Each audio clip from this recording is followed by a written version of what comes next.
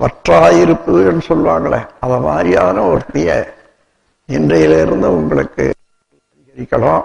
அது கையிலேயும் நல்ல மாதிரியாக செயலாகணும் என்றதுக்காக இப்ப எனது சக்தியும் உங்களுக்கு நான் இப்பொழுது எல்லாருக்கும் கொடுக்கிற, கையை நீட்டி வாங்கிக்க.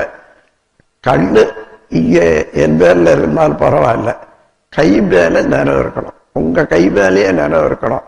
அப்போ நான் வீசுற வீச்சில் எவ்வளவு சக்தி வருது, அது மேல படுதா, அந்த சக்தி எவ்வளவு இருக்குதுன்னு தெரிஞ்சுக்கணும். வாழ்க வளம்.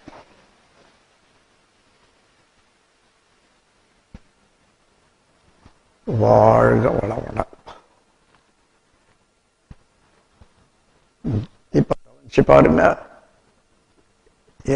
என் கைய கண்ணால பார்க்கலாம், ஆனா மனம் உங்க கை மேல இருக்கணும்.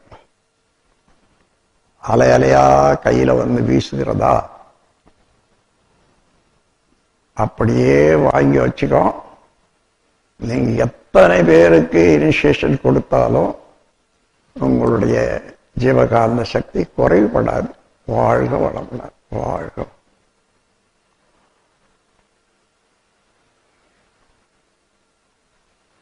கரஸ்பாண்டிங்கா நான் எந்த மாதிரி போய் சொன்னோம் அதே போல படுதான்னு பாருங்க.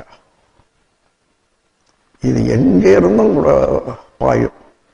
1000 மைலுக்கு அந்தாண்ட இருந்தா கூட இங்க நினைச்சு கொடுத்தா பாயும். ஆனா அவங்களுடைய எண்ணம் இங்க இல்லை, எங்கேயோ இருக்குது, அதனால தெரியாது. வாழ்க வளமுடன்.